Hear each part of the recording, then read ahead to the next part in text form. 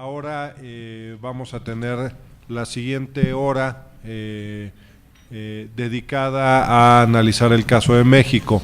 Y en ese sentido, este bloque está dividido en tres partes. Una primera donde el arquitecto Ever Lund, que es el director de eficiencia energética en inmuebles y quien nuestros invitados de la Administración Pública Federal conocen como el chicotito que los trae presentando reportes, ¿no? No es cierto, el arquitecto Ever es el encargado del programa de eficiencia energética en inmuebles de la Administración Pública Federal. Hará una presentación sobre la historia del programa, desde luego, y también la vinculación que tiene con el esquema de contratos de desempeño y las ESCOs en México. Después de esa presentación, habíamos hecho referencia en la mañana a la elaboración de un contrato modelo que en su momento fue posible gracias al apoyo de la Cooperación Alemana al Desarrollo Sustentable en México, la GIZ.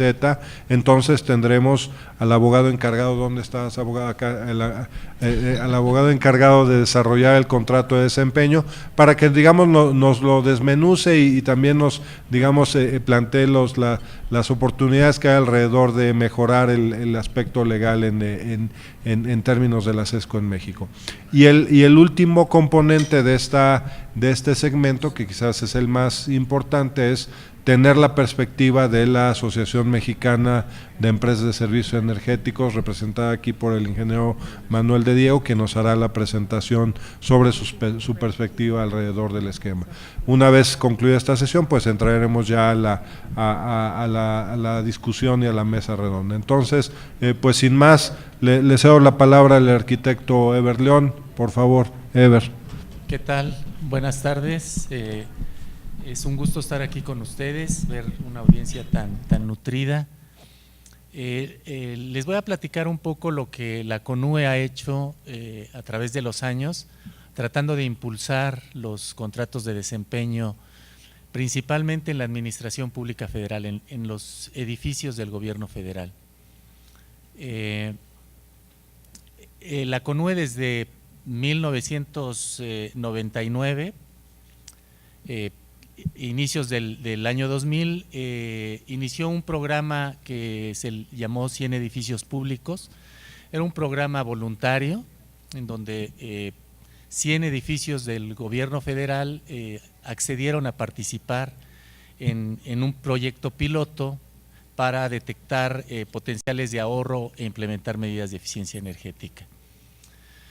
Para el año 2009, o sea, después de 9 años de estar aplicando el programa, se refuerza la aplicación del mismo en el presupuesto de egresos de la Federación. Se publica en el Diario Oficial que se tienen que hacer acciones de eficiencia energética y eso le da un impulso muy grande al programa. Inició únicamente con inmuebles y para el 2009-2010 se integran instalaciones industriales y flotas vehiculares del gobierno federal. En 2015, para fines del año pasado, del 2015, tenemos que están participando 2.444 inmuebles de 221 dependencias y entidades del gobierno federal. De esos inmuebles, el 42% son inmuebles de oficinas. El gasto, el consumo de energía eléctrica en esos inmuebles es de 827 gigawatts hora y están representados más o menos el 37% se gasta en iluminación, 32% en aire acondicionado y el resto en otras cosas como son los motores eléctricos, los equipos de cómputo. El gasto anual de estos 827 gigawatts hora representan 1.855 millones de pesos, que son aproximadamente 97.5 millones de dólares. El potencial de ahorro de energía detectado para el 2015 fue del 16%. Las mayores oportunidades, como mencioné en la diapositiva anterior fue en iluminación y en aire acondicionado.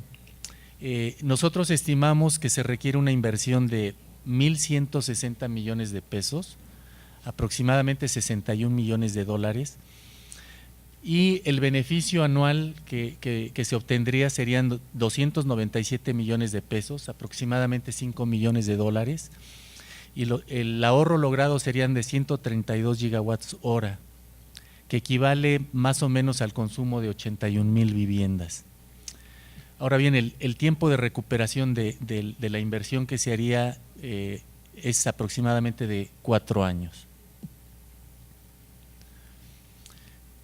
¿Qué acciones hemos realizado en la CONUE?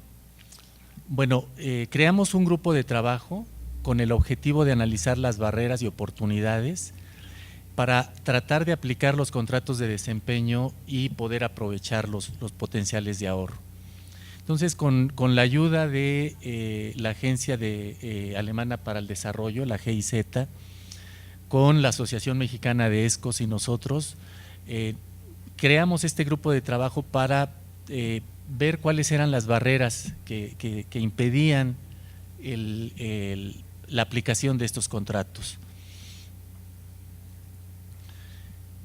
Básicamente lo que encontramos en el grupo de trabajo es un desconocimiento de lo que son los contratos de desempeño dentro del gobierno federal, inexperiencia en el desarrollo e implementación de contratos de desempeño en las agencias de gobierno, desconocimiento sobre qué tipo de contrato es el que se requeriría, si es un contrato de inversión, si es un contrato de servicios, si es un contrato de arrendamientos, la inexistencia de un contrato tipo que ayudara a poder contratar una empresa de servicios energéticos. Dentro de los catálogos administrativos de las dependencias del gobierno federal no existe un concepto de gasto que respalde las erogaciones para pagar a una empresa de servicios energéticos. Dentro de los presupuestos de los inmuebles solo existe el que corresponde al gasto de energía, no a su ahorro. No se tienen mecanismos que faciliten seleccionar al ganador de un concurso tipo ESCO, y el proceso requiere que la ESCO invierta en una evaluación energética previa que le permita cotizar y no hay posibilidad de remuneración. Entonces, analizando estas barreras, lo que tratamos de hacer fue un proyecto piloto. Nosotros tenemos una base de datos de bastantes inmuebles de la administración pública. Seleccionamos los que mayores potenciales tenían, hablamos con las dependencias preguntándoles si querían entrar en un proyecto piloto para desarrollar un contrato de desempeño y implementarlo al finalizar el contrato, tratar de implementarlo y lograr que al menos una de esas dependencias diera término exitoso al contrato de desempeño. Entonces, con apoyo de la GIZ, se desarrolló un contrato de desempeño tipo para facilitar la contratación de empresas de servicios energéticos por parte del gobierno federal. Ahora también con apoyo de la AMESCO se realizaron diagnósticos energéticos a los inmuebles elegidos. 3 dependencias fueron las que levantaron la mano, las que dijeron que sí apoyaban el proyecto piloto. Una de ellos fue el Instituto Mexicano del Seguro Social, otro fue el Servicio de Administración Tributaria, que es el órgano de la Secretaría de Hacienda que se encarga de recolectar los impuestos aquí en México, y la Secretaría de Comunicaciones y Transportes. Una vez que se realizaron los diagnósticos por parte de AMESCO, se seleccionaron 2 inmuebles para aplicar el contrato, un hospital y un edificio de oficinas. De los resultados que obtuvimos fue que de los 2 inmuebles elegidos, pese a presentar una factibilidad técnica y rentabilidad financiera, no evolucionaron a proyectos. Y eso se debió fundamentalmente a dos razones. Que para elaborar su propuesta, las empresas consultoras deben llevar a cabo un diagnóstico detallado que tiene un costo suficientemente significativo y por lo tanto debe ser remunerado. Y la segunda barrera, pues el impedimento fue que la empresa que realiza el diagnóstico energético no tiene la seguridad de ser contratada para desarrollar el proyecto bajo el esquema de contrato de desempeño, ya que se debe de realizar una licitación pública abierta. Entonces ahí pueden entrar todas las empresas que quieran y la mejor propuesta es la que se va a llevar el contrato. De las conclusiones de este proyecto piloto que tenemos es que pues no existe un mecanismo para reconocer ahorros por proyectos de eficiencia energética en el gobierno federal. Se requiere de un mercado robusto de empresas certificadas en sus capacidades para llevar a cabo proyectos basados en contrato de desempeño en todo el país. O sea, sí hay empresas muy buenas, o sea, con una gran capacidad, pero están concentradas en las grandes ciudades. Entonces, bueno, necesitamos que haya empresas en todo el país, porque los inmuebles, los edificios del gobierno federal se encuentran a lo largo de todo el país.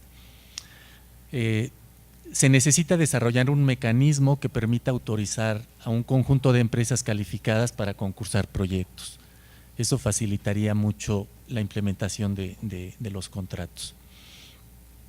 Y finalmente es necesario identificar esquemas que sirvan para mejorar instalaciones que son rentadas por el gobierno.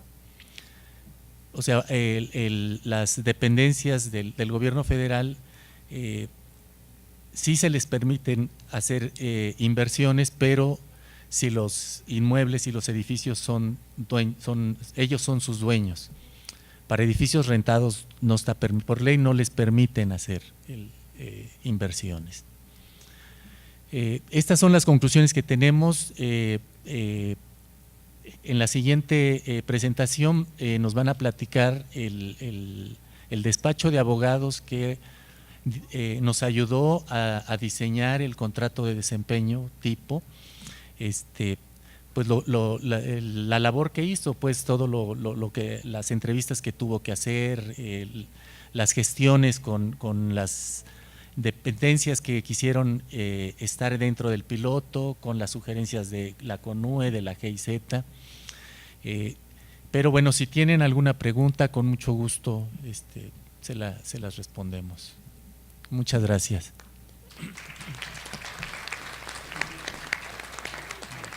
Sí. Ok.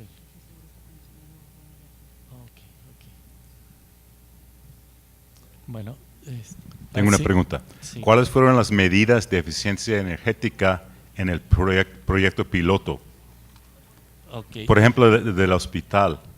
Okay, ¿Se enfocaron solo en una cosa como la iluminación? No, fueron... o sea, se vio la iluminación, calderas.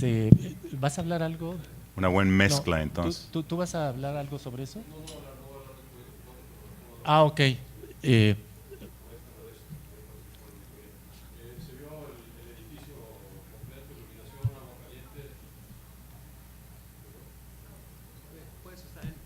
El micrófono está. Lo logré. Ah, sí. Sorry. We see the building as a whole. Of course, lighting, las calderas, incluso un tema de and a cooling, even cooling. This building use diesel and it has combustible, la recuperación de un sistema de generación de agua caliente solar que ya tiene instalado, que no está funcionando, chillers, etcétera. Okay. I just wanted to comment on something that Odon de Buen mentioned this morning. So he asked, like, how do you get this whole cómo podían tener y aterrizar este proceso. Y dices, bueno, empiezas con pequeños proyectos, con ciertas medidas de conservación y preservación. Y quiero decirles que si ustedes fuesen a empezar con algunas medidas de conservación puede ser peligroso, porque si quitas toda la iluminación y la cambias al edificio, lo que queda, tal vez, it wouldn't be profitable. Sorry, but they're changing between Spanish and English, and it's.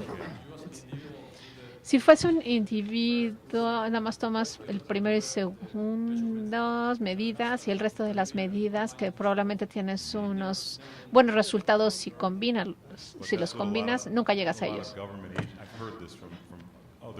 Pero ahí es lo que he escuchado, ¿no? Muchas agencias de gobierno dicen, bueno, empecemos en lo pequeño, vamos a hacer nada más iluminación primero y luego vemos qué sucede. Pero no, es justo exactamente la estrategia incorrecta de hacerlo, porque después no vas a poder hacer nada y no te va a dar los resultados. Economic and feasible. Bueno, siempre hay que ver siempre el retorno de inversión y si te llega a cierta cantidad, es lo que estamos haciendo lo más que podemos.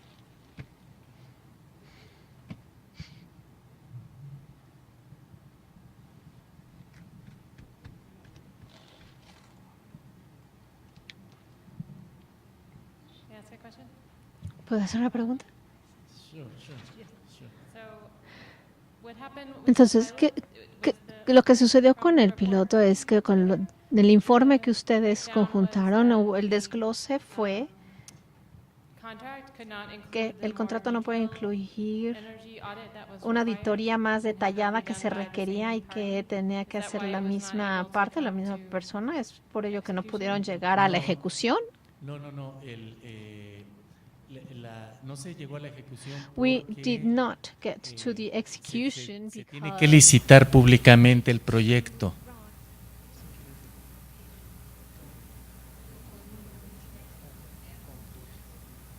Y entonces la empresa que hace el diagnóstico inicial no tiene la seguridad de obtener el proyecto.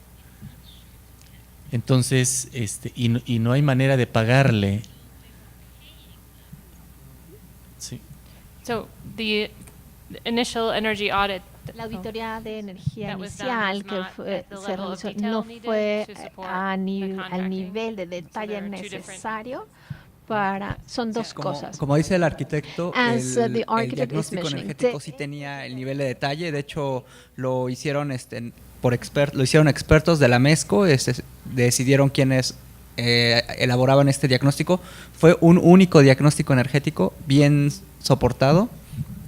Aquí el punto, o por qué no se concretó el proyecto piloto, es porque necesitaban licitar quién instalaba las mejoras del diagnóstico energético en el hospital, ahora sí que sí, en el hospital, y no hay un presupuesto asignado para lo que es eficiencia energética. Entonces eso mete problemas al momento de instalar, porque entonces el IMSS o el hospital no puede pagarle a la ESCO. Entonces, bueno, aquí yo creo que la persona indicada para también explicar por qué no pueden implementar el proyecto, por qué no pudieron usar ese diagnóstico energético, sería el representante del IMSS, que bueno, ahorita va a tomar la palabra. Por favor. Buenas tardes nuevamente. Buenas tardes nuevamente. Quiero comentarles que el diagnóstico que se hizo fue integral, se obtuvieron potenciales de ahorro en todas las áreas del hospital y hubo muy buenos resultados en cuanto a lo que había que hacer. Nosotros con estos resultados tendríamos que pagarle a la empresa primero y no teníamos recurso para ello. No podemos asignarles el contrato de implementación de las medidas a ellos porque la ley no nos lo permite. Tenemos que hacer una licitación pública para esos trabajos a realizar se hagan a través de un contrato, una licitación abierta con cualquier proveedor. Ese fue el primer impedimento que teníamos porque, bueno, pues ellos habían hecho el estudio, el diagnóstico, y finalmente se les debía ya un recurso a ellos y no había forma de pagarles. Esta situación empezó a generarnos una serie de condiciones y restringirnos el cómo asignar el contrato directamente a ellos. ¿Por qué? Porque la ley evidentemente no lo permite. Por otro lado, no teníamos suficiencia presupuestal, que quiere decir no teníamos recurso disponible para pagarle este estudio a ellos. Y la otra es, una vez que teníamos ya el diagnóstico, lo podíamos contabilizar y teníamos que conseguir recurso adicional para poder salir a una licitación pública, es decir, para poder concursar los trabajos y que esto se pudiera asignar no solamente a ellos, sino a cualquiera, y no teníamos nosotros suficiencia presupuestal para esto. Esto nos limitaba por todos lados, teníamos una serie de circunstancias que no nos permitieron continuar con el proyecto. ¿Por qué? Porque nosotros como instituto no teníamos destinado un recurso específico para gasto del pago de los resultados, que era como el cambio de calderas o la conversión de calderas a gas, cambio de luminarias, en fin, no teníamos recurso disponible porque nuestro recurso está enfocado principalmente a la parte de salud, ¿no? En términos generales, fue una de las cuestiones que no permitieron que siguiera avanzando. Pero sí, el resultado fue muy bueno. ¿Por qué? Porque obtuvimos en dónde invertir, en dónde hacer las cosas y para mejorar evidentemente nuestros recursos, ¿no? Es todo. Sí, gracias, Eber. Sí, efectivamente, las entidades están obligadas a sacar licitación. Hay algunas excepciones, como cuando se manejan patentes, por ejemplo. También hay diferentes esquemas. Puede ser invitación restringida. Aquí lo que se pudo haber hecho una vez tenido el diagnóstico es invitar a una ESCO que tenga la integración de la tecnología con el financiamiento y no necesitan recursos para eso. Lo que necesitan es convocar y en las bases tiene que venir el condicionante de que tiene que ofrecer el proyecto llave en mano y no necesita ni un peso. Ese es el beneficio del esquema ESCO, que no se invierte. Ok.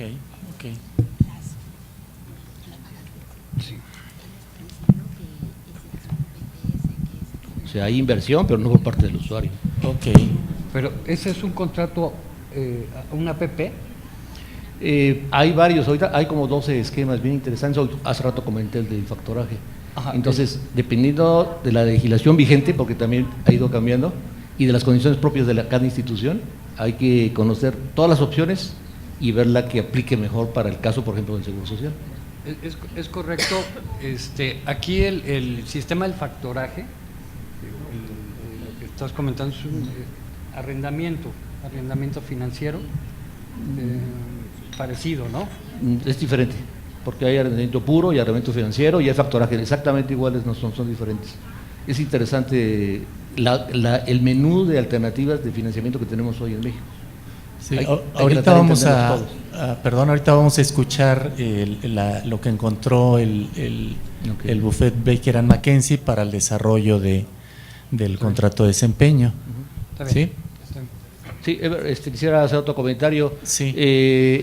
Tocaste todos los puntos súper interesantes en la presentación y hay uno que a nosotros en lo particular nos interesa, que es la parte de certificación de las empresas consultoras.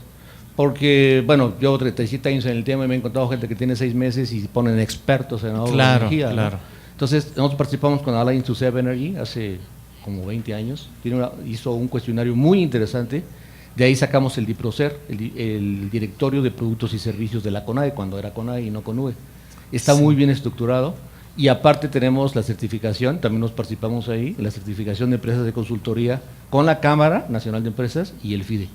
Entonces yo creo que integrando todo eso podríamos hacer una muy buena evaluación para que, no tengo nada contra los jóvenes, contra los que están empezando, pero sí hay que marcar diferencias. Sí, o sea, bueno, dentro de las barreras mencionamos que habíamos detectado que hacen falta empresas así con buenas capacidades técnicas, pero en todo el país.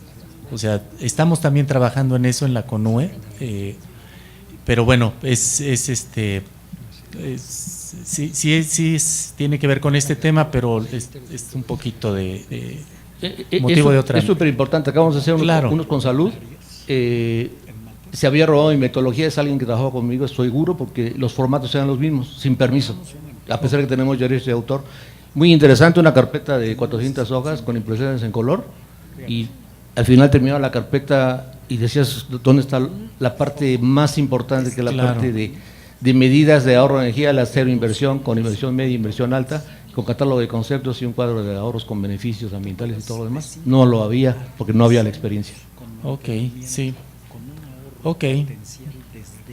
Agradecemos tus comentarios. Si no hay otra pregunta, pues tengo el gusto de presentarles al abogado Benjamín Torres, que fue la persona que desarrolló el contrato de desempeño para este proyecto piloto de la CONUE.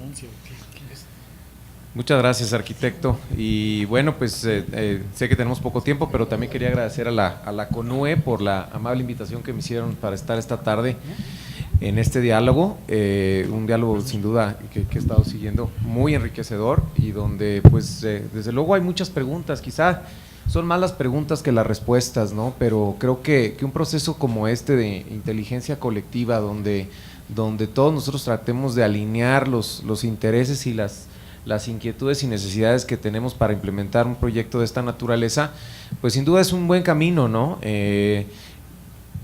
Destaco y celebro la labor que está haciendo CONUE de liderar este tipo de esfuerzos, de tener este tipo de diálogos, porque es como se llega a las posibles conclusiones. Hay que reconocer que hay distintos actores, que hay distintas pretensiones, que hay distintos intereses, que hay distintos puntos de vista, y creo que en la medida que los entendamos y los respetamos vamos a poder llegar a una solución que funcione para poder implementar esto masivamente, que de esto se trata. Primero que nada, pues gracias por esta presentación otra vez, pero quiero reconocer que este no es un esfuerzo solamente de Baker & McKenzie. Esto implica el trabajo de un grupo que de forma colectiva se estuvo reuniendo muchísimas veces y entrevistando a diversos actores del sector, el cual estaba conformado por ustedes mismos, por CONUE, por representantes de la MESCO, de diversas empresas líderes del sector, y por GIZ. Todos con amplia experiencia en el sector de eficiencia energética, y que bueno, nosotros aportamos un poco el conocimiento jurídico y recogimos las impresiones tanto de las sesiones, de las entrevistas y de nuestro estudio e investigación que hicimos a lo largo de estos meses. Tengo que confesar que ya pasó tiempo de esto, ¿no? Y desde luego habrá muchas cosas que podemos retomar, o cosas que dentro de nuestro estudio recomendamos que se debería de seguir una segunda fase, una fase de estudio como este, de diálogo, donde desde luego hay proyectos y retos a seguir a partir del estudio y del modelo de contrato, ¿no? Un estudio que se vio repercutido finalmente en un producto que era el modelo de contrato que propusimos. También me da mucho gusto, también le comentaba ahorita al director general de CONUE, que estamos teniendo este tipo de sesiones porque, digo, al ser un abogado energético, todo el tiempo escucho y estamos viendo proyectos de producir más petróleo, de generar más electricidad, de importar gas natural en México, que son cosas que desde luego son muy importantes para el desarrollo de nuestro país. Pero también tenemos que voltear a la sustentabilidad. Y también tenemos que reconocer que muchos de nuestros recursos que tenemos en el país son no renovables, y que poco a poco, la prueba es clara, cada vez nuestra producción diaria de hidrocarburos, de petróleo en México está declinando. Pronto vamos a bajar la barrera de los 2 millones de barriles diarios de petróleo, y yo creo que lo que tenemos que hacer es enfocar y pues alinear nuestros esfuerzos para poder implementar proyectos de esta naturaleza.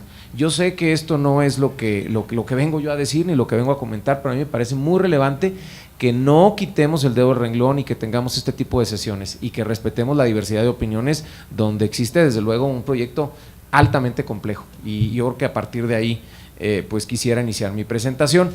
Desde luego vamos a hablar sobre el contrato, ¿no? Pero recordemos que el contrato es el producto final, ¿no? El contrato es la conclusión de nuestro estudio. Entonces, más allá de yo presentarles un contrato y escribirles cuáles son las cláusulas, creo que eso no sería el objetivo de mi charla. Lo más importante es entender por qué llegamos a eso y cuáles son los elementos esenciales y cuáles son las barreras más importantes que encontramos en el contrato, ¿no? Primero que nada, pues vamos a hablar sobre el mercado de ESCOs en México, que son temas que ya se han platicado. Vamos a hablar sobre los retos, tanto del mercado como del contrato. Vamos a hablar un poco sobre las generalidades del contrato y las recomendaciones que después nosotros analizamos como grupo dentro de nuestro estudio, y que también quiero reconocer que como grupo tuvimos diferencias y tuvimos discrepancias, pero de eso se trata, va a ser el grupo de estudio, ¿no? Esa era precisamente la diversidad de opiniones que deberíamos de tener. por alguna razón, GIZ nos organizó como un grupo de estudio y no le pidió a Baker McKenzie que hiciera un contrato, sino la idea era tener esta práctica y esta sesión enriquecedora para llegar a las conclusiones que finalmente logramos. Primero que nada, hay que entender que el mercado ESCO es completamente incipiente en México. A lo mucho pues puede tener 10, 15 años de historia, quizás un poco más. Ha ido evolucionando de una forma gradual, pero realmente como México, como país, históricamente, la experiencia que se tiene no es tan grande, tan masiva, tan importante en comparación al potencial que nuestro país tiene, ¿no? Eso yo creo que es un punto que hay que reconocer y al menos nosotros que como despacho ya tenemos experiencia también, la misma limitada experiencia, si ustedes quieren, que tendrán las empresas ESCO, pero me atrevo a pensar que somos de los despachos que tienen más experiencia en contratos de eficiencia energética en México, pues la experiencia se limita o se enfoca la mayor parte del tiempo a proyectos industriales o de hospitalidad, esto es de turísticos para trabajar sobre hoteles o industria, ¿no? En el sector comercial. Realmente hay otros sectores donde existe un gran potencial y que pues ese potencial no se ha explotado a su máximo, a sus máximas características. Desde luego hay proyectos industriales que tienen atractivos de cogeneración o cogeneración eficiente si ustedes quieren, o simplemente se redundan a un suministro energético o suministro eléctrico más barato, pero realmente no tienen un modelo ESCO.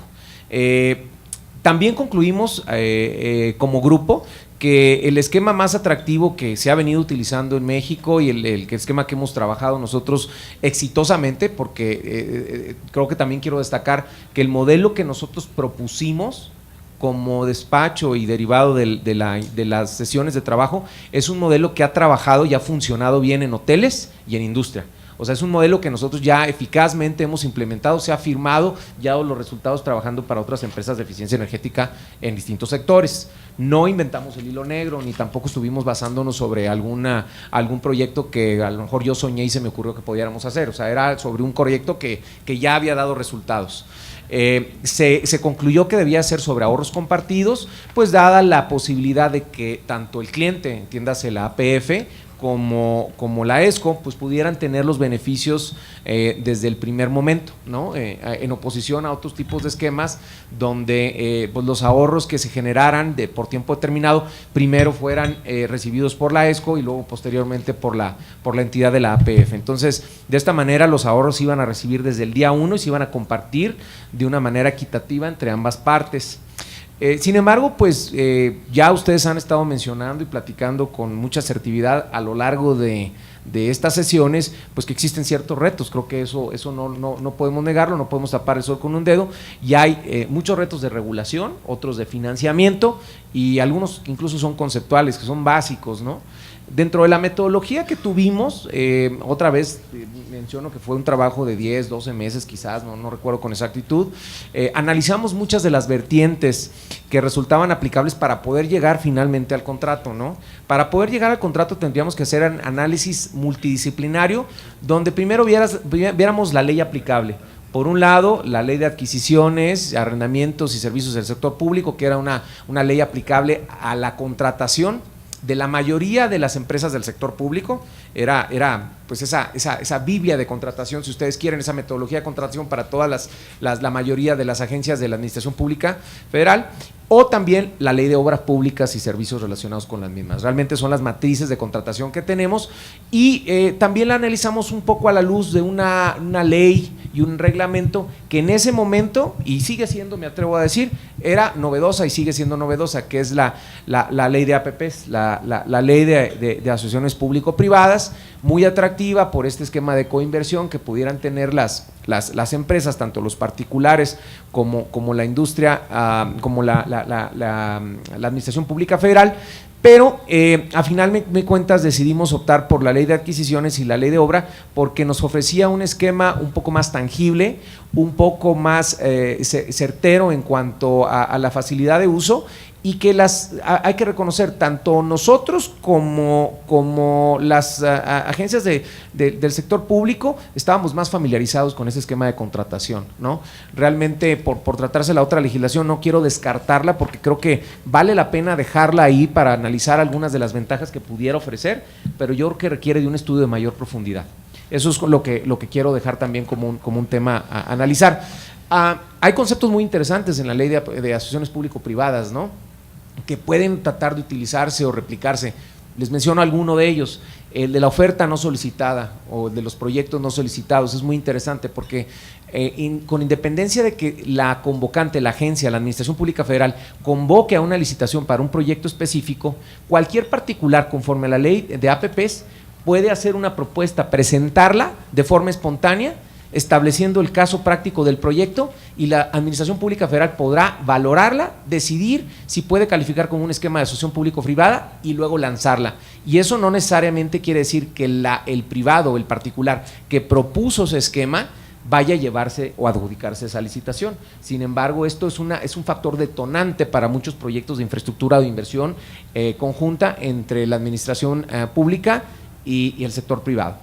Es decir, hay ciertos matices dentro de la ley que pudieran utilizarse. Por ejemplo, se me ocurre, y sin querer explorarlo a más detalle porque creo que no estamos preparados para eso, el tema del diagnóstico, ¿no? A lo mejor una empresa, una ESCO, puede proponer de forma espontánea ese diagnóstico y si eso resulta viable para la Administración Pública Federal, convocar a una licitación, y si ésta no ganara ese diagnóstico conforme a la ley de APPs, es sujeta de un reembolso, de una contraprestación por elaborar el diagnóstico conforme a la oferta no solicitada, ¿no?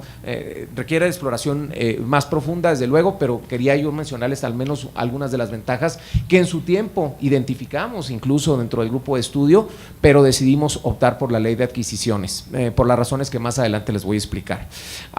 Desde luego, la parte financiera o bancaria es un tema muy importante. Si no hay financiación, si no hay fondos para el proyecto, pues no pueden existir el proyecto. Y otro de los retos o las barreras o temas a seguir era la parte programática presupuestal.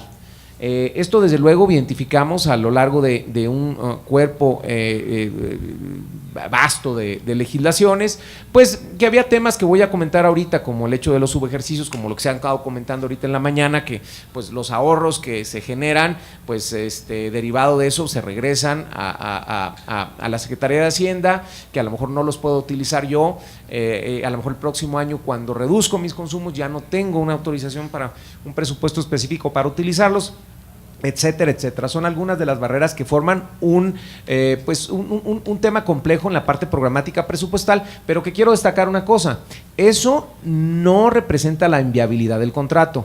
Una cosa es que no se tengan fondos para llevar a cabo una licitación, y otra cosa es que el contrato no sea ejecutable, ¿no? Son cosas muy distintas. Hablemos un poco de los retos, ¿no? Y voy a mencionarlo de una manera muy genérica, y desde luego lo podemos charlar a más a detalle dentro o fuera de esta mesa de discusión. Primero que nada, pues el marco regulatorio mexicano no prevé los esquemas de eficiencia energética. En todo el marco legislativo no existe un modelo de contrato ESCO, no lo reconoce, no reconoce los esquemas de eficiencia energética de forma expresa, y por lo tanto pues no podemos agotar o no podemos apoyarnos de una regulación particular. Desde luego hay disposiciones que norman y que motivan a una mejor eficiencia energética por el aparato del gobierno federal, etcétera, pero no tenemos nada concreto, y de tal manera que tampoco el contrato de desempeño o ESCO o de eficiencia energética, como le quieran llamar, es un contrato que no está regulado, no está ni en el Código Civil ni en ninguna otra disposición, y entonces viene formando un tema jurídico. Es un contrato atípico porque no existe, no existe regulación específica que lo incluya, y simplemente lo que podemos hacer es utilizar disposiciones aplicables o contratos similares que puedan asemejarse o parecerse a la estructura del contrato que estamos utilizando, ¿no? Luego, pues para efecto de utilizar la ley aplicable de contratación pública, no existe una definición clara en cuanto a la naturaleza del modelo de contrato, un poco lo que les mencionaba, y pues los temas del presupuesto, ¿no? Ya que no existen partidas específicas que les pueda permitir a la dependencia federal asignar ese gasto para realizar las contraprestaciones bajo un modelo de contrato. Sin duda, pero puede utilizar a lo mejor, y esa es una cosa de las cuestiones que vimos con la Secretaría de Hacienda, que se puedan reasignar las partidas que están asignadas para el pago de servicios públicos, por ejemplo, y que se utilicen para el pago de las contraprestaciones del contrato de tipo ESCO, porque a final de cuentas se están generando ahorros, incluyendo no limitados, ¿verdad?, pero al pago de servicios públicos. Es un tema que hay que explorar.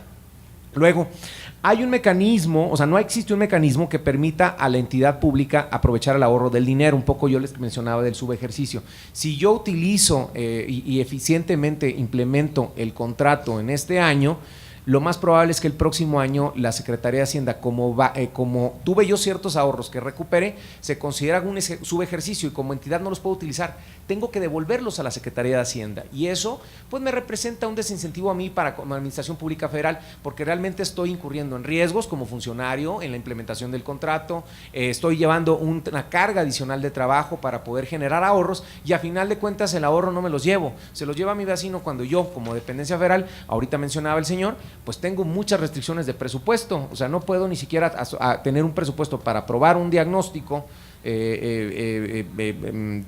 sobre eficiencia energética y ni siquiera puedo utilizar los beneficios que me podría potencialmente llevar a partir de ese proyecto, ¿no? Entonces, el tema del subejercicio, a final de cuentas se va a generar un ahorro, pero el ahorro se lo lleva la Secretaría de Hacienda, no me puedo yo quedar con ese ahorro. Para facilitar la implementación de estos proyectos, es necesario hacer varios ajustes al marco regulatorio aplicable.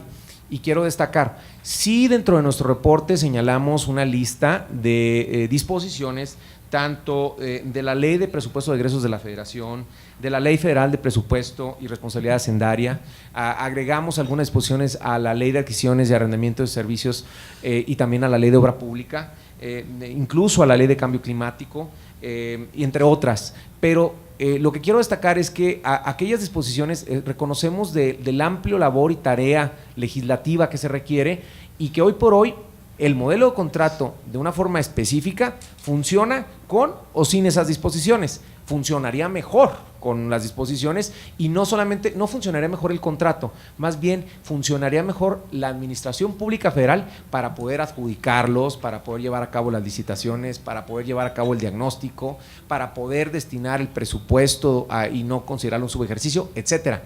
Pero eso es sobre un poco los resultados y la parte previa dentro del marco que el contrato requeriría. Pero el contrato mismo no es un documento que viole o que vaya en contra de ninguna disposición del marco regulatorio aplicable. Otro de los temas también que encontramos es que pues no existe en la ley una metodología específica que se considere obligatoria para determinar la línea base, ¿no? Si no tenemos una línea base no podemos comparar los ahorros, no podemos determinar las eficiencias que se generaron a partir del desempeño del contrato y por lo tanto en un mundo ideal sí sería conveniente tener un punto de referencia, aunque los hay como la metodología de Evo que es usualmente utilizada, pero realmente la ley no tiene o no tenía en aquel tiempo una metodología específica. Ahora, uno de los retos más importantes, más allá de los temas regulatorios, son los temas financieros. Para esto tuvimos una serie de entrevistas con diversos actores financieros del sector, de la banca privada, de la banca de desarrollo, y en general la mayoría de ellos, aunque hay que mencionar que hubo discrepancias también en esos grupos y en esas entrevistas, coincidieron en que pues para ellos, en primer lugar, dado lo incipiente que era la industria, pues era una industria que ellos realmente no conocían, muchos de ellos, otros sí la conocían de una forma conceptual, pero nunca la habían llevado o la habían implementado a la práctica, pocas veces. Y la mayoría de los financiamientos que exitosamente se habían presentado en función del carácter crediticio que la misma ESCO tenía, no sobre el proyecto mismo. Quiere decir que entonces la posibilidad de financiar un proyecto recaía de forma exclusiva en la posibilidad de financiarlos contra los recursos existentes que tendría la empresa. De tal manera que una empresa pequeña, una empresa con poco capital, podría hacer un proyecto, quizás ninguno, quizás muy pocos, y si lo que queríamos era implementar masivamente estos proyectos debido al potencial, pues sin duda constituía una barrera, ¿no? Porque pues al tener la MESCO un número limitado de agremiados o algunos de distintos tamaños, pues a lo mejor y sería incluso una ventaja desleal para unas empresas sobre otras que no podrían competir, y a final de cuentas pues alguna vez pues la capacidad crediticia personal, individual de cada empresa, pues es limitada. Lo que nosotros buscábamos es que el proyecto mismo fuera sustentable y que el mismo proyecto fuera financiable con los ahorros que naturalmente se iban a producir. A partir de ello, la mayoría del grupo coincidió en que teníamos que esquematizarlo a través de un Project Finance, donde los pagos mismos, los fondos o los flujos del pago que se iban a producir a través del contrato eran los que iban a garantizar el éxito del proyecto y entonces le iban a garantizar el banco el financiamiento. El problema también que teníamos es que había pagos variables, o que en un mes no podríamos identificar con toda certeza cuáles iban a ser los ahorros y consecuentemente los derechos de cobro que iba a tener la ESCO o los pagos que iba a recibir la ESCO en el flujo a partir del contrato para poder cedérselos a la entidad financiera. Y con esto lo que diseñamos fue un esquema de pago de renta mínima en el cual el banco iba a tener la certeza de un pago mensual como un piso para poder recuperar y generar estos flujos de pago para el servicio de deuda.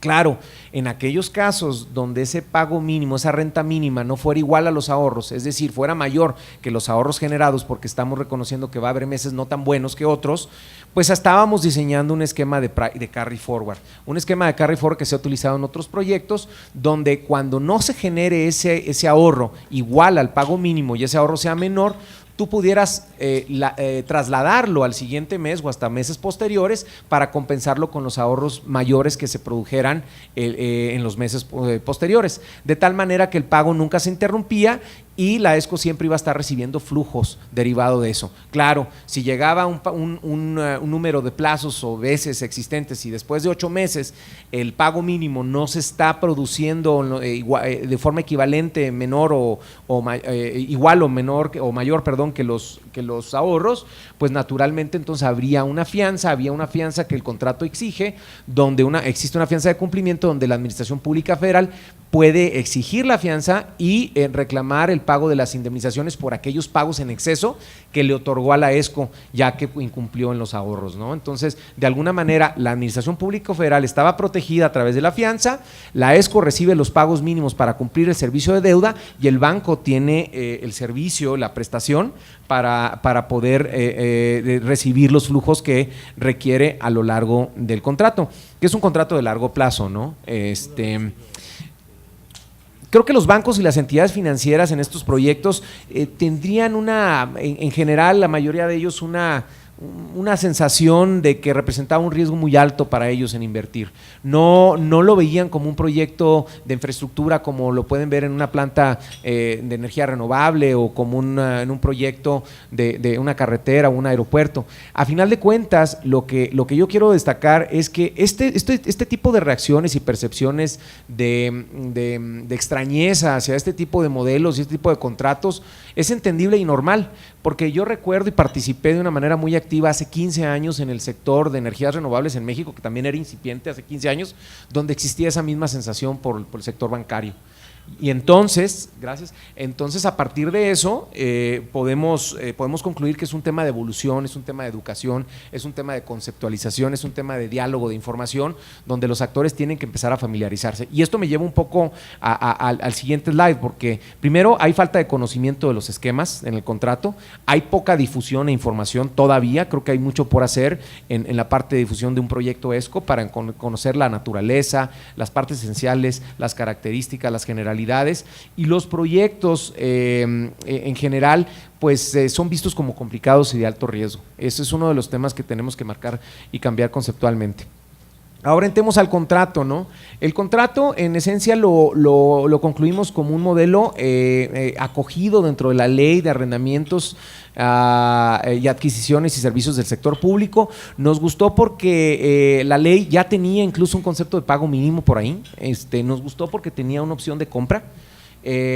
Porque uno de los temas importantes es, bueno, en la duración de los 2, los 5, los 10, los 15 años que tenga el contrato de eficiencia, ¿qué voy a hacer con los equipos una vez que termina y que llega al vencimiento? A veces es más costoso que la ESCO se los lleve, los desinstale y deje ahí el agujero. Entonces, con el contrato de opción de compra podíamos de una manera muy sencilla, la Administración Pública Federal, en perfecto cumplimiento con la normativa, adquirir esos bienes y quedárselos para efectos del contrato en la fase fase final. Uno de los retos, que creo que lo mencionó el arquitecto ahorita, pues también es que la mayoría de los edificios públicos son arrendados, ¿no? Y obviamente pues no tienes la misma flexibilidad para incurrir en estos proyectos de eficiencia energética en edificios que son de tu propiedad, de los que no lo son. Entonces son otro de los retos también que hay que cuidar, ¿no? Desde luego hay un pago de renta, una renta mínima, que es lo que yo les explicaba hace un poco. Ya mencionamos de que estos pagos van a ser a través de ahorros compartidos. Perdón, estoy yendo un poco rápido porque ya les he mencionado algunos temas y tengo un par de minutos nada más para concluir mi presentación. Y dentro de las principales características o contenido del contrato, pues está el tema del estudio del diagnóstico energético, que es previo al contrato, ¿no? Y esto se les requiere para tener una línea base y poder determinar de forma eficiente y objetiva las medidas aplicables para alcanzar los ahorros. Esto no implica que el contrato no sea viable, al contrario, me parece que esta es una etapa previa al contrato.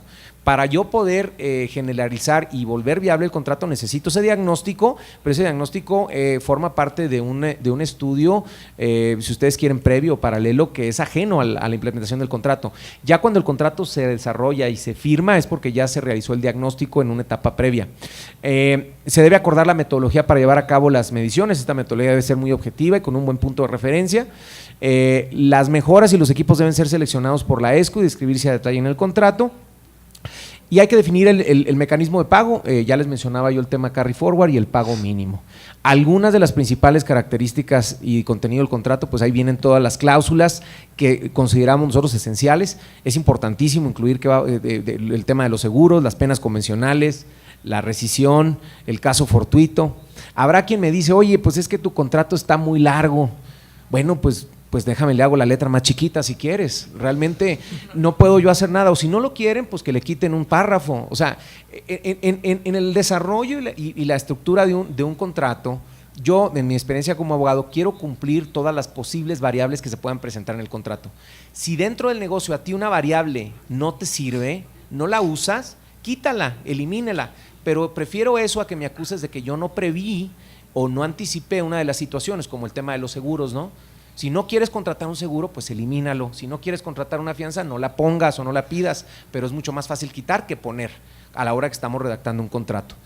Dentro de las recomendaciones, para concluir a mi presentación, primero, se debería aprobar un contrato marco. Esto es bien importante. Dentro de las conclusiones del grupo de estudio, entendimos que si bien es importante tener un modelo de contrato, lo ideal es que si pudiéramos tener un modelo de contrato marco para la Administración Pública Federal genérico o para cada dependencia, sería más fácil contratar y adjudicar los contratos posteriores.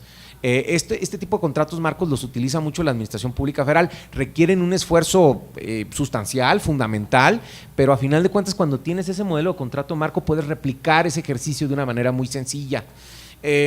Con respecto a los estudios y diagnósticos, para determinar la línea base, pues se sugiere realizar pruebas piloto, implementando diferentes alternativas para financiar este tipo de estudios. Por ejemplo, se pudiera hacer una licitación independiente para dicho estudio, un estudio realizado por un perito certificado independiente. Entiendo que es un tema también de recursos, lo escucho, y bueno, pues hoy por hoy, en donde yo veo, pues es un tema de recursos, no es un tema legal, no es un tema regulatorio. Finalmente, pues también hay que modificar el marco regulatorio para todas esas pequeñas disposiciones que les dije que ayudarían, complementarían a que el contrato se vuelva más eficiente, a facilitar la estructura de contratación o adjudicación del contrato, a manejar mejor los recursos desde un punto de vista programático y o presupuestal, pero realmente no van, su inexistencia o su falta de modificación no hacen viable el contrato. Y pues yo creo que finalmente recomendaría que establecer una línea obligatoria para determinar la línea base y auditar el desempeño. Estos son en realidad en general mis recomendaciones, las recomendaciones que nosotros hacemos. Sé que es muy poco tiempo para definir un trabajo y un estudio que se hizo por un grupo multidisciplinario por más de 10 meses, pero espero darles algunas ideas generales de lo que tiene el contrato y con mucho gusto más adelante puedo platicar alguna general que ustedes tengan. Gracias.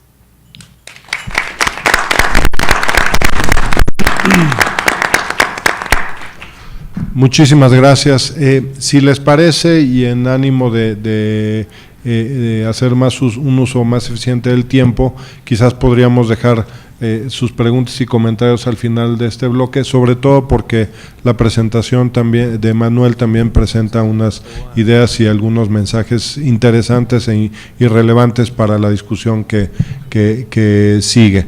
Y en ese sentido, pues bueno, le voy agradeciéndole nuevamente a la MESCO que nos acompaña el día de hoy, pues le agradezco a Manuel de Diego que nos comparta hoy la perspectiva de esta organización que ha estado pues trabajando de manera tan ardua en el tema de los contratos de desempeño. Manuel, por favor, tienes la palabra. Pues bueno, todo un reto hablar ahora. Debo agradecerle a Benjamín y a Ever, gracias. Voy a intentar hacer una revisión de, como dijo el ingeniero de Buen, de los últimos 20 años, desde aquella primera reunión en los que estamos, algunos que ya estamos aquí, hablando de las ESCOs, ¿no? Pues sí, entonces, y bueno, me congratulo y agradezco mucho la invitación de la CONUE y del Departamento de Estado, y creo que el esquema de establecer un diálogo puede ser muy benéfico para lograr sacar adelante y lograr que detone esta industria tan incipiente en México de las ESCO, ¿sí? Para ilustrar un poco y en aras de sentar las bases, sobre todo para los colegas americanos y de la administración pública, voy a referirme a las ESCOs como las empresas que implementan proyectos de energía, los financian y cobran contra un porcentaje de los ahorros, ¿sí? Eso es lo que quiere decir una ESCO, y cuando yo digo una ESCO es básicamente a lo que me refiero, aunque sé que hay otras variantes y otras variables, ¿no?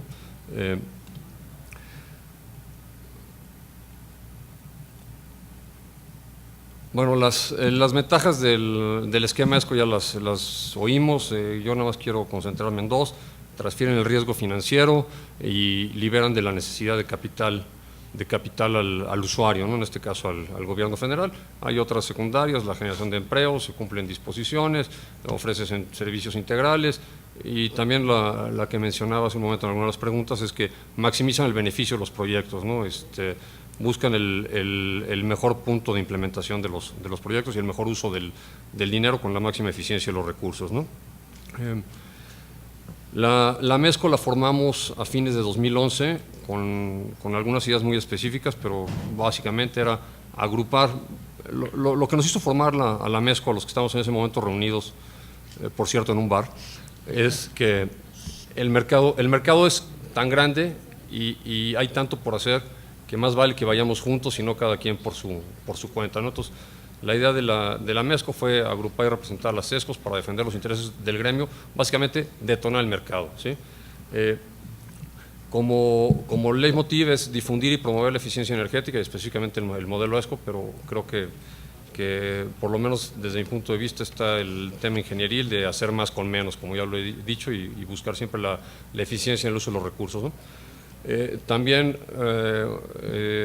como bien lo apuntó Alex, es profesionalizar a los integrantes y lograr que el mercado, protegernos contra actores poco preparados o por decirlo muy coloquialmente, contra gente que no tiene la experiencia, y alguna vez me preguntaba un cliente cuál es el peor riesgo que tiene. Pues es, uno, no hacerlo, y dos, hacerlo mal, ¿no?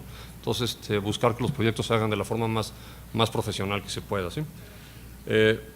Hacer frente y colaborar con las entidades financieras y con el gobierno para promover el modelo y lograr condiciones competitivas y el conocimiento del modelo ESCO, ¿no? Y compartir entre los asociados las mejores prácticas para la eficiencia energética. Nada más como a modo de resumen, lo dijo el arquitecto Ever hace unos minutos, pues en la APF, hablando ya de la acción del gobierno federal, la facturación son del orden de 100 millones de dólares al año, nada más en edificios, y el potencial de ahorro representa 297, casi 300 millones de pesos, ¿no? Eso nos da una idea de todo lo que hay por hacer, y que cada día que pasa, que no se implementa, es dinero que se está, como le digo a mis clientes, pues tirando, ¿no? Que no deja un beneficio, ¿no?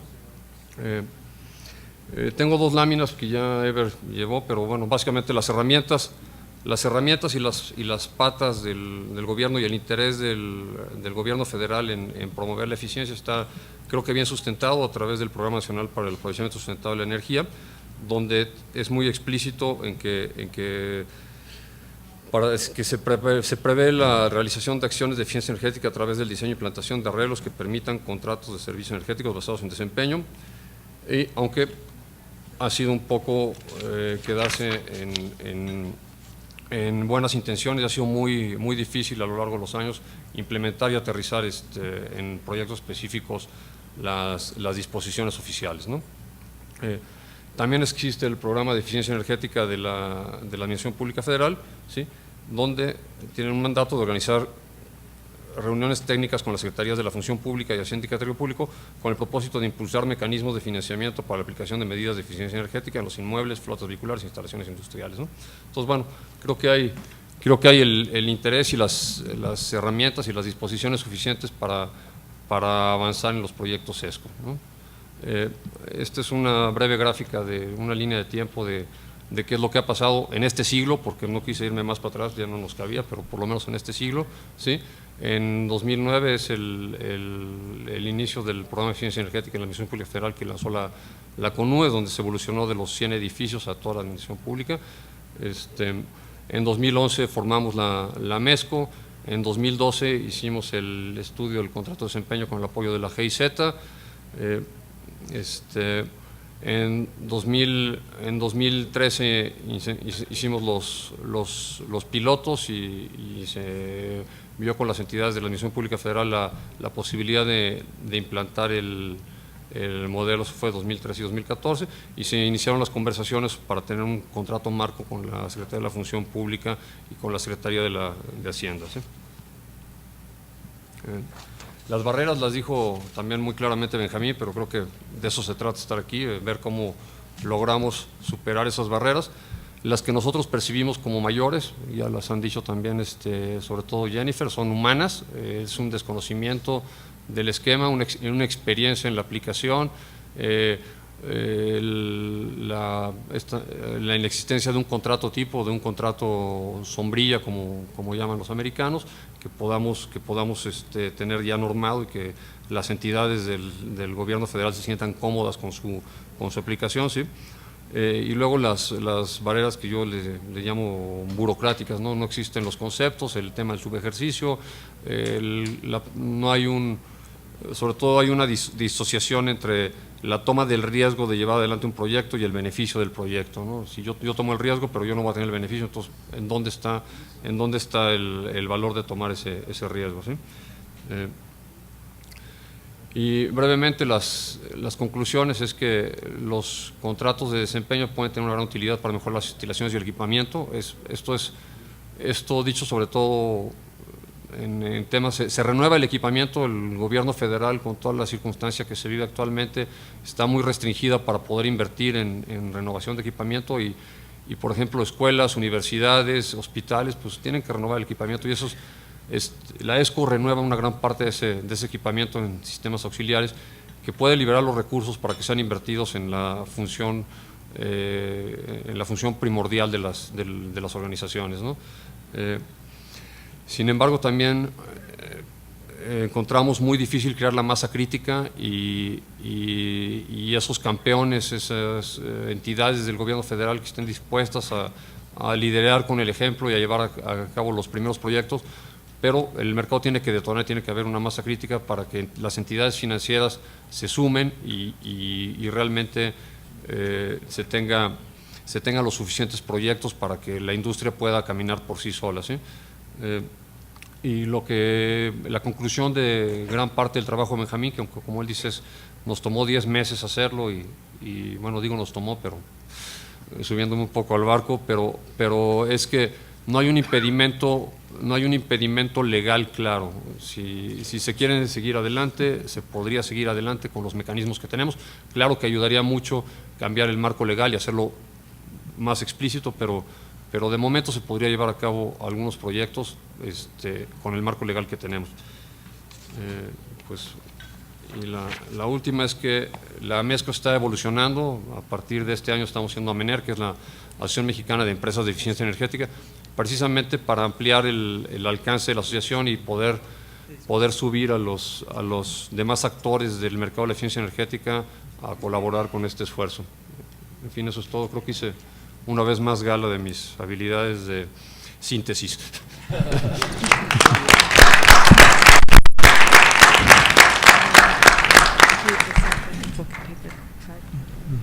Alex. Muchísimas. Segundos para no abusar. Bueno, ahora estamos trabajando con abogados, tenemos buenos amigos y hay un dicho entre ellos que dicen que lo que no está prohibido está permitido. Okay. Muchas gracias, Manuel. ¿Algún pregunta, comentario antes de pasar a nuestra sesión de discusión sobre recomendaciones y pasos a seguir? Por favor. Please, Bill. I had a couple of preguntas aclaratorias en cuanto a el contrato, modelo y el uso de capital de equipo. Creo que chance entendí mal, pero no sé si dijiste que ESCO en tu modelo es dueño del capital, del equipo de capital, y en su modelo se requiere que se tenga que tener una opción de compra incluida. Sí, la forma en que nosotros estructuramos el contrato fue a través de un contrato de arrendamiento. Nuevamente nosotros no mencionamos que no hay un modelo específico disponible. Por un lado tenemos la flexibilidad de elegir y por el otro lado el reto de elegir el contrato adecuado. Entonces, nosotros estructuramos esto como un acuerdo de arrendamiento en donde la ESCO es dueño del equipo, del equipamiento. También estaremos a cargo del mantenimiento y de la preservación de los bienes y del equipamiento, pero al final tenemos como la opción de término, de conclusión, en donde permitimos a la agencia a que adquiera ese equipo, ¿no? En la expiración o a la expiración del contrato.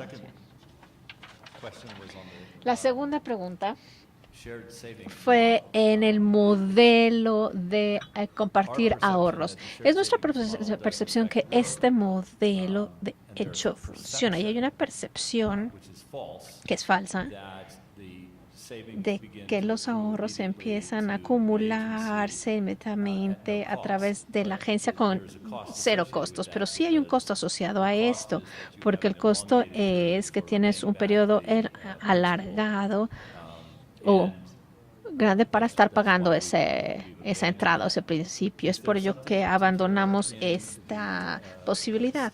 ¿Hay algún estatuto, alguna ley que cubra esto o es una conducta que quieres evitar? Bueno, creo que si entiendo la pregunta, esta fue una pregunta elegida por el grupo. No lo elegimos por el punto de vista legal, sino más bien porque todos los miembros del grupo pensaron en ese momento que este acuerdo de repartición de ahorros sería mucho más efectivo. Cuando digo que va a producir una recuperación de los ahorros más inmediata y más efectiva, esto fue en términos opuesto a otros acuerdos de ahorros que muestran un tiempo específico, donde los ahorros primero van a la compañía en los primeros años, a la compañía ESCO, y después de la que expira, los ahorros se quedan ahí, los ahorros se van a ir recuperando a partir de ese momento por los otros. El acuerdo de repartición o de compartición de ahorros, sea que los ahorros se den en un mes, 2 meses, 6 meses después de la implementación, los ahorros se van a compartir de forma equitativa en lugar de que los ESCOs reciban primero los beneficios y después los reciban las agencias. Las agencias claramente quieren recibir los ahorros o el beneficio de los ahorros tan pronto como sea posible, y ESCO no está opuesto o no se opone a esto de forma comercial. A eso me refería.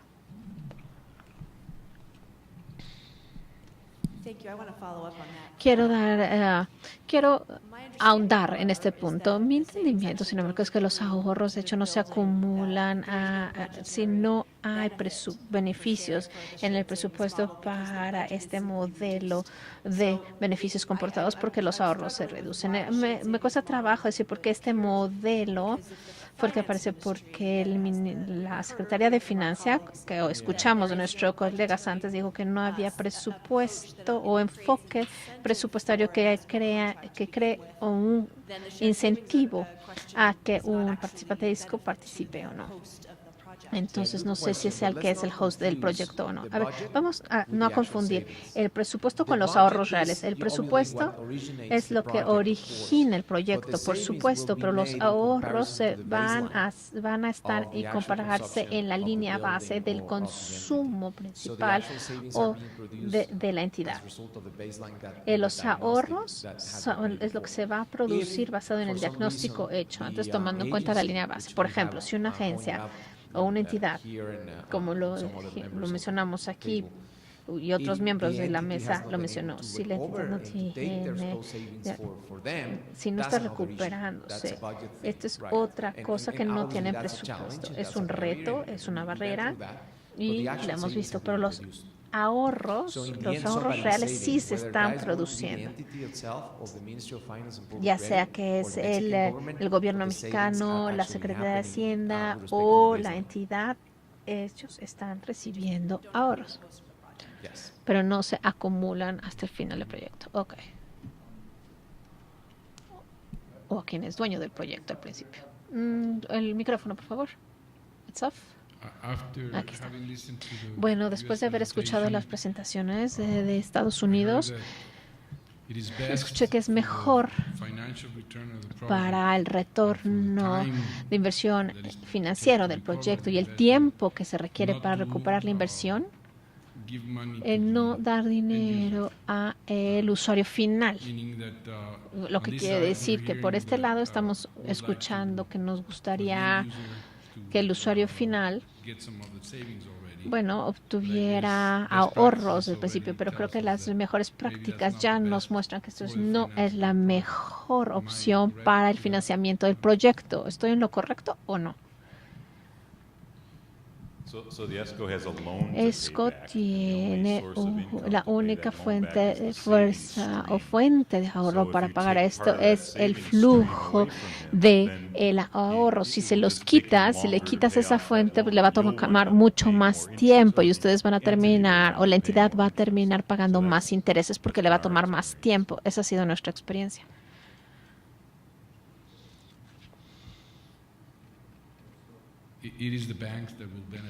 Es el banco que se va después. Entonces los bancos son los que se benefician. Exacto. El banco se va a beneficiar más que el usuario.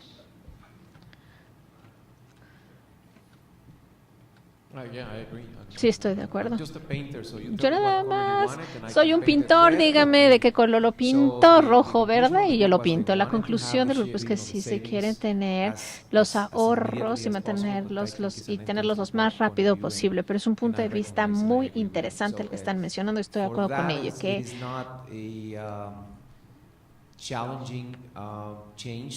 no hay un cambio tan retador de estructura. Realmente el contrato en general es bastante similar.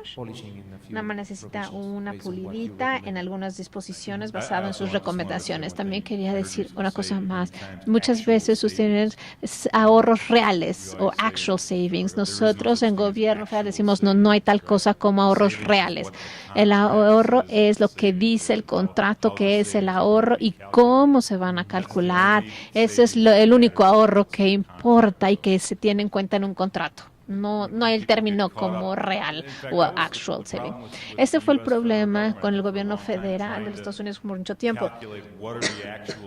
Cuando estaban tratando de calcular los ahorros reales, ¿qué sucedería si nosotros no instalamos el equipo? ¿Qué sucede si el clima fue de una forma u otra? Están tratando de amarrar cosas y estás dando vueltas como un perro, ¿no? Que se persigue la cola.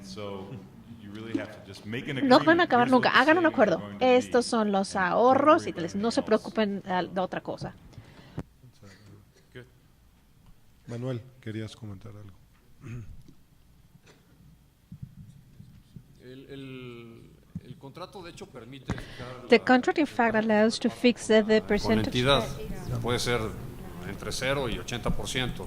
¿Sí? Entonces, bueno, sabemos que el periodo de pago depende de lo que quieran compartir, ¿no? Quieren compartir más, el periodo es más largo, quieren un periodo más corto, pues se comparte menos, ¿no? El contrato, hicimos varios ejercicios y varias corridas con algunas alternativas, ¿no? También otra parte muy sólida y que quizás yo en su momento no estuve muy de acuerdo, pero luego al platicar con los bancos no entendí, es que hubiera una parte fija para el pago del arrendamiento y una que creo que no quedó incluida es que los ahorros deben de quedar fijos. Entre más estables y fijos sean, mejor para todos en el largo plazo, ¿no? Mediante un mecanismo, nosotros normalmente propondríamos el mecanismo de Evo, pero puede ser cualquier mecanismo con el que nos sintamos cómodos. Solo hay dos tipos de ahorros. Uno son los ahorros de energía y el otro ahorros de dinero. Había que establecerlo bien porque hay una variación en los costos. Sí, ahorro económico, no es lo mismo. Entonces habría que establecerlo, ¿no? Diferenciar. Sí.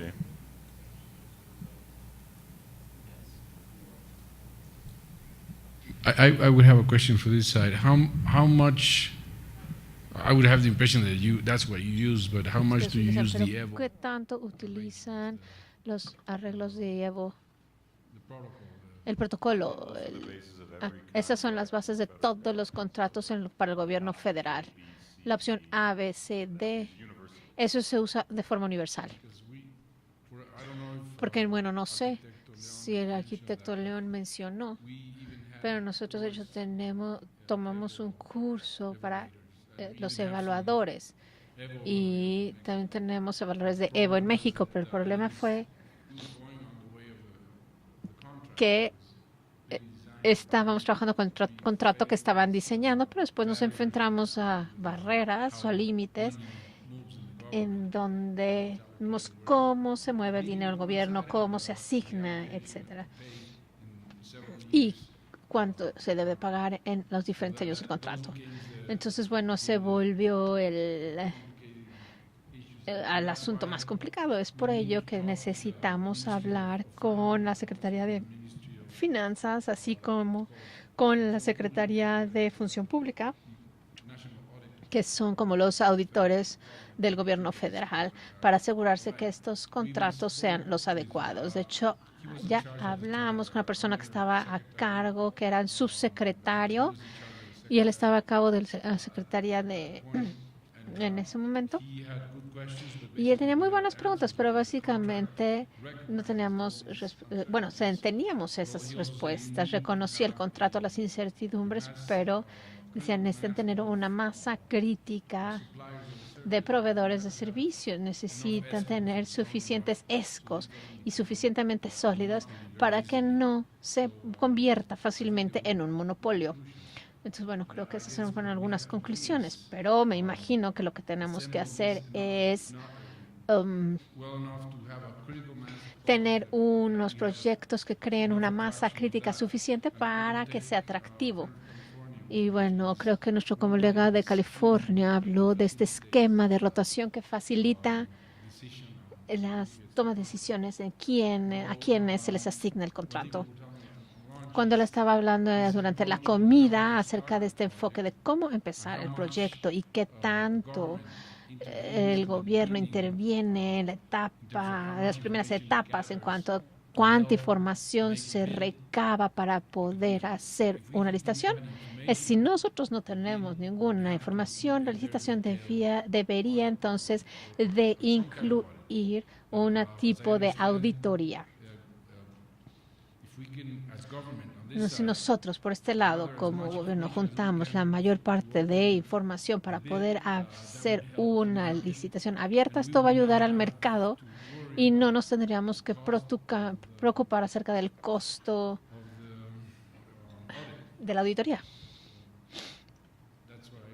Eso es lo que entendí, ¿no? O de otra forma sería rotar y no terminó, disculpe. En los retos No, son los costos que corresponden con estas, son bastante altos si ustedes necesitarían una auditoría de APC para cada una de las compañías correspondientes.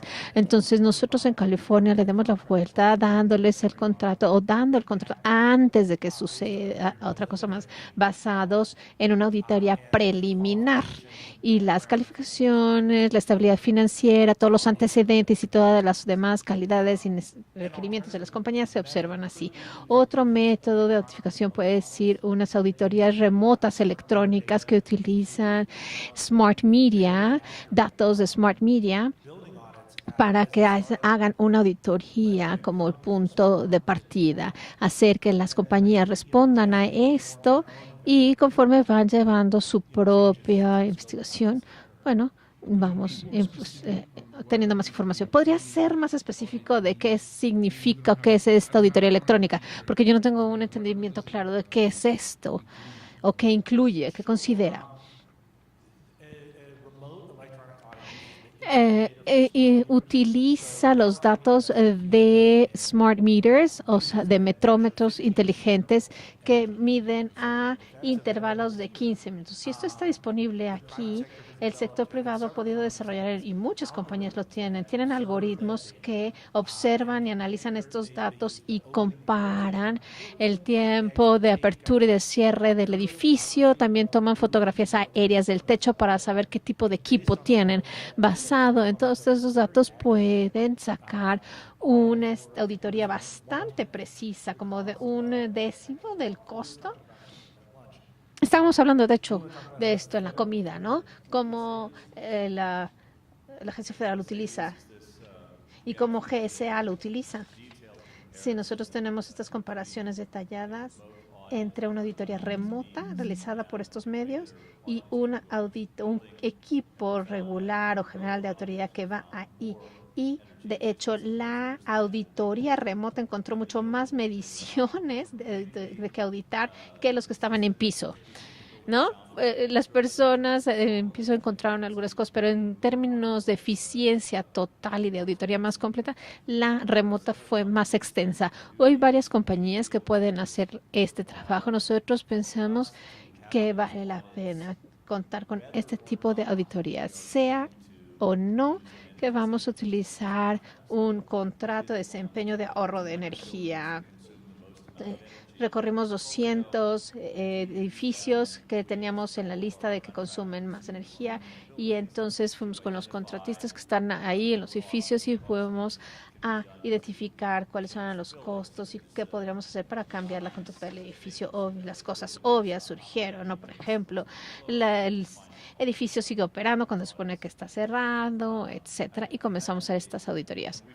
Nosotros encontramos esto como un punto de partida muy efectivo. Si yo estuviese escribiendo el contrato, yo puedo decir, miren, este es el punto de partida. Y ustedes hacen la licitación en todo lo que está contenido ahí, más todo lo demás que quieran agregar.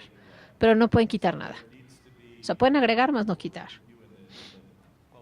En los edificios públicos, estos pueden hacer una examinación de qué contiene la auditoría, porque probablemente tú no quieras hacer una cosa u otra y la puedes quitar de la lista antes de darla a conocer más. Tengo una pregunta que no tiene nada que ver, no está relacionada con lo que estamos oyendo, pero he escuchado grandes y amplias discusiones en cuanto a la dificultad de pagar por esta auditoría. Entonces, ¿sería posible dentro de tu esquema y del nuestro esquema, como en una situación de licitación abierta, que todo mundo tenga la auditoría y el ganador de la licitación, el contrato, va a pagarle a la persona que ganó, que hizo la auditoría directamente? Y entonces ya no tiene el problema de quién paga por la auditoría. La persona que gana la licitación paga la auditoría y probablemente la persona que hizo el análisis de la auditoría principal tiene las mismas oportunidades o un poquito más oportunidades por estar involucrado y así se puede pagar. Si podremos encontrar un mecanismo, también hay un fondo de la Secretaría de Energía y podríamos manejar este tipo de auditorías, ya sea que nosotros recolectemos información o que sea fondeado por el gobierno, especialmente al principio, ¿no? Podríamos decir, necesitamos hacer 100 auditorías y las vamos a hacer como licitación de forma independiente o individual porque van a ser con oficinas de gobierno. Sí, el Departamento de Energía, por ejemplo, tiene un fondo que empezó con algunas pocas y después las compañías cuando iban haciéndolo van pagando el fondo. Hay, por ejemplo, una inversión de una sola vez que cubre los primeros 5 o 4 años y después ellos solitos se van perpetuando el fondeo. Es exactamente como el gobierno de Finlandia lo hace. Tienen un fondo general de gobierno que fondea, apoya las auditorías y después ya se van al proceso de licitación y trabajan con ESCOs. Sí, nosotros fuimos a Portugal, nosotros también estuvimos ahí con la Agencia Nacional y lo que ellos hacen es que tienen 2 auditorías y ambas se pagan. El ganador paga al otro que también participa en la licitación y paga el costo de la auditoría.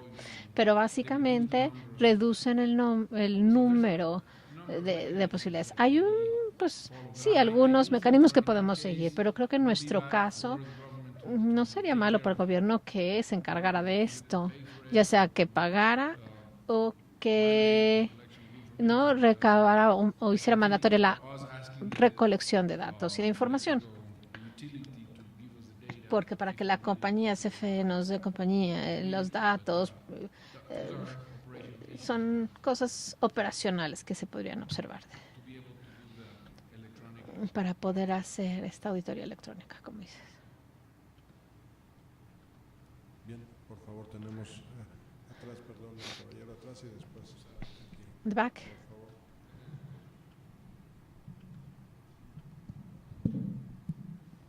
Bueno, buenas tardes. Good afternoon. My name is Manuel Buchade. Vengo de Monterrey. I'm from Monterrey, from Cement Industries. Adón, Presidium, no tengo gusto de conocerlos personalmente, pero muchas gracias a la gente que viene de Estados Unidos, a mis compañeros de la MESCO.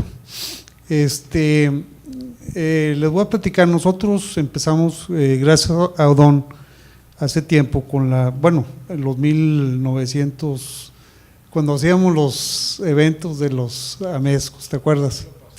Siglo pasado. Gracias a eso nosotros desarrollamos el esquema en Monterrey y en varias partes de la República y gracias a Dios nos ha ido muy bien, hemos salido adelante, hemos sido prósperos, ¿verdad? Yo tengo entendido, he trabajado con algunas dependencias de gobierno y sé que, por ejemplo, actualmente rentan computadoras, rentan a lo mejor equipo eléctrico, rentan una serie de no sé cómo podría llamar, activo fijo, activo. En un momento dado, nosotros cuando hemos hecho los proyectos, instalamos, rentamos los equipos y cuando la gente se da cuenta ya del beneficio que se tiene, en ese momento dice, ¿sabes qué? No te los lleves o te los compro, ¿verdad? Entonces es una sugerencia muy particular, ¿verdad?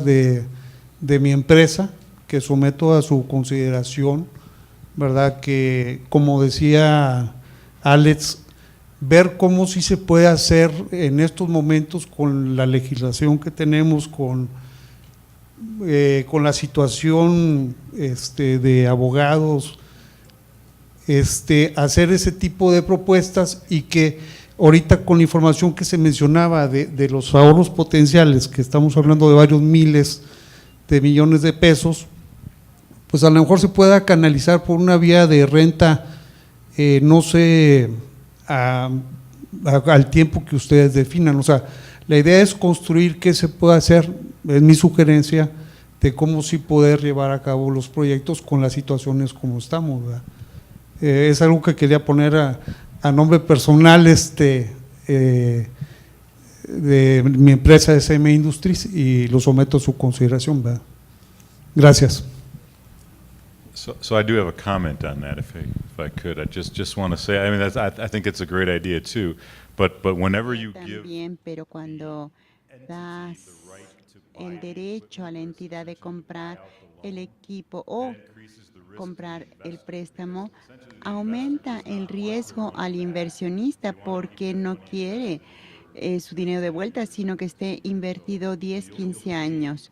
Así que pagas tasas de interés superiores si se pone ese acuerdo, si se ejecuta ese acuerdo. Si les parece, cerraríamos con esta So then we would intervención. close with this intervention. Now we're going to have a brief 10-minute break, and we will resume after that to continue with the presentations.